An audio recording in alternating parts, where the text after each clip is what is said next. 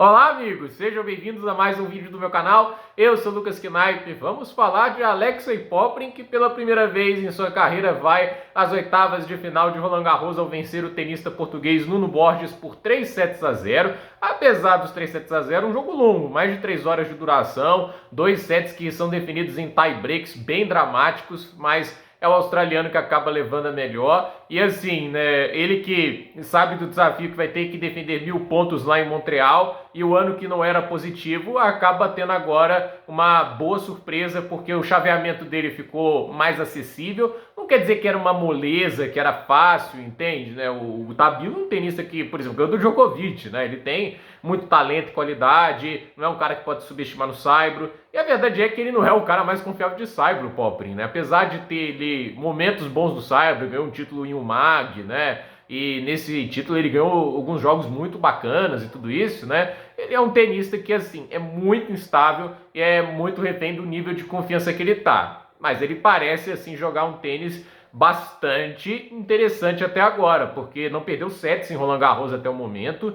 E assim, né, ele tem uma possibilidade na próxima fase. Ele não vai enfrentar um cara fácil, ou é o Karen Khachanov ou é o Tommy Paul, mas são dois tenistas que vêm em sequência de jogos de 5 sets, contando a rodada anterior e contando esse agora. Então assim, fisicamente ele pode ter uma pequena vantagem. Não vou falar que é uma super vantagem, até porque são tenistas que estão preparados para isso. Mas esse desgaste físico acumulado sempre é um problema.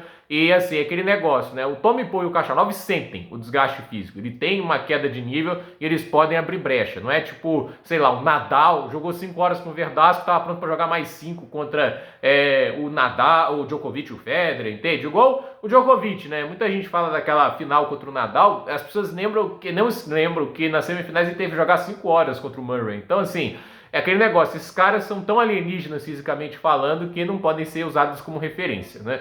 E a questão é, né, tipo, o Borges, eu até entendi a ideia de jogo dele, né, que ele tentou atacar mais o backhand do australiano, tentou colocar o jogo para um lado um pouco mais físico, mais no fundo de quadra, mas existe uma coisa que a gente fala, né, por mais que ele seja mais sólido, ele é menos letal. Ele tem um golpe, assim, né, que... Ele não tem, quer dizer, ele não tem aquele golpe que machuca tanto o adversário. Ninguém fala pro forehand do Borges e fala, caraca, que forehand, né? Já a gente fala pro Berrettini, por exemplo, né? O forehand do Berrettini é aquele algo mais, né? Por exemplo, o backhand, né? Quando a gente fica olhando o backhand do Alcaraz, o backhand do João, né? O João Fonseca tem um baita backhand, né? Ele não impõe esse tipo de coisa, ele não tem uma velocidade de golpe muito alta, ele não tem um peso de bola também muito alto, ele coloca a bola em quadra, às vezes profundo, às vezes ele vai conseguir um bom ataque, mas assim, nada que intimide, né? Nada que também sufoque o adversário. E aí que é o problema, né? Porque o Popyrin, ele tem um backhand problemático? Tem, mas já foi pior. Assim, se vocês vissem as partidas dele em 2022, dá vontade de chorar ver o backhand dele. Mas não é o caso, inclusive ele consegue até atacar com o backhand. Se a bola ficar curta ali, ele tem capacidade de aceleração. Então, assim, não é igual um porto seguro quando você vai enfrentar, tipo, um Stefanos e o Berrettini, nem com eles são tão porto seguro assim, eles têm capacidade de conseguir winners ali, né? Mas é aquele negócio, ele não tem hoje tanta falta de confiança ali. Ele foge muito menos pro forehand, né? Ele só foge quando tem uma oportunidade boa de ataque. Então, assim, ele parou de ficar menos previsível nessa questão do fundo de quadra e começou a bater mais o backhand, porque é aquele negócio, não tem saída para isso. Uma hora ou outra ele vai ter que aprender a melhorar esses recursos se quisesse andar para frente no tênis.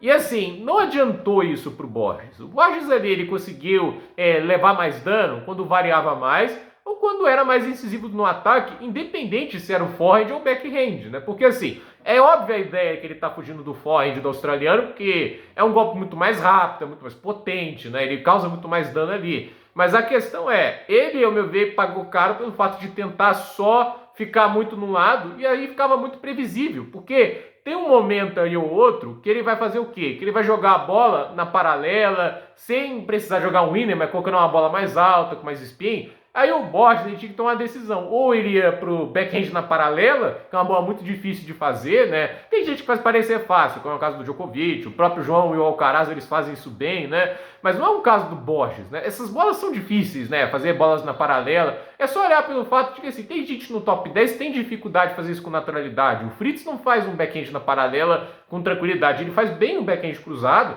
mas na paralela ele tem mais dificuldade, porque é mais difícil você transformar um ângulo, assim, uma bola angulada, uma bola reta, né? Bem direcionada, profunda, e ainda mais no lado que a rede fica mais alta, né? E assim, o Borges, aí na hora que ele fazia isso, aí ele tentava fazer lá, na verdade até pelo forehand, né? Mas assim, ele acabava indo às vezes pro lado do forehand e não conseguia ataques convincentes na paralela, deixava às vezes a bola um pouco mais curta, e aí aquele negócio, deixou o adversário que gosta de ditar o ritmo do jogo ser mais agressivo na maior parte do tempo. E o saque do Borges não incomodou, né? Tipo, ele não é um sacador nato e tudo isso, né? E acabou que é aquele negócio, né? Em todos os sets, o Popyrin teve oportunidades de fechar mais cedo. Ele poderia ter feito 6-3 com 2 quebras lá no segundo set. Foi quebrado quando sargava pro set 2 vezes. Aí é aquele negócio, né? Teve um desgaste físico que aí pode ser um pouco complicado a mais para se lidar no futuro do torneio. E assim, no terceiro set, né, teve breakpoints, teve match points e várias oportunidades e não aproveitou. Precisou de 6 para fechar o jogo, mas fechou. E agora ele garante 200 pontos indo às quartas de final de Roland Garros. E mais do que isso, ele tem uma oportunidade real de ir até as quartas de final. E as quartas de final, se não me engano, podem valer acho que até 400, até mesmo 600 pontos, dependendo do caso. Eu acho que o Gustoni chegou a valer isso, né? Mas a questão é, indo às quartas de final, obviamente aí o oponente possível é o Alcaraz, aí dificilmente ele passa, né? Mas ele já consegue entrar, se não me engano, no top 30 da corrida para Turim. No ano que ele estava lá de 60 e cacetada para trás, né? É uma conquista grande, né? E a verdade é que, assim, só com essas oitavas de final, ele já entra no top 50, já evita um tombo maior no ranking, não que ele não ainda esteja suscetível a isso, né? Ele ainda tem que ir bem na gira de grama, ele tem que ir bem nos torneios de quadradura, tem muito ponto para defender até mesmo no US Open, ele tem oitavas de final lá também.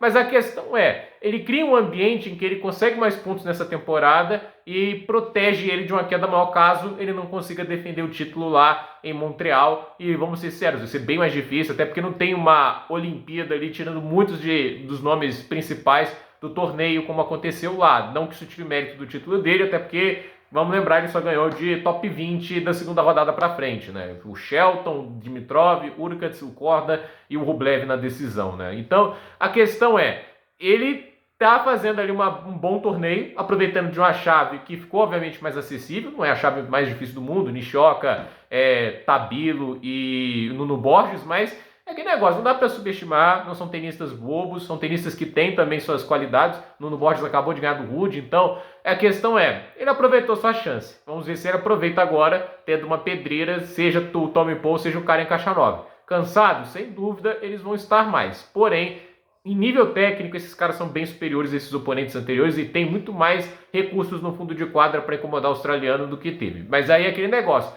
tem que continuar sacando bem, hoje sacou muito bem, tem que continuar evoluindo essa questão do jogo de rede. Hoje ele voleou muito bem, foi inclusive uma das melhores partidas dele voleando em muito tempo. E é aquele negócio, né? Tem que continuar jogando com inteligência no fundo de quadra. Ele não é o tenista mais forte no fundo, mas pelo menos ali tem evitado erros bobos e tem conseguido aproveitar as chances para atacar e crescer no game de devolução quando surge oportunidade. Então, gente, por esse vídeo é isso. Dúvida nos comentários, deixe seu like, se inscreva no canal, compartilhe esse vídeo e até o próximo vídeo.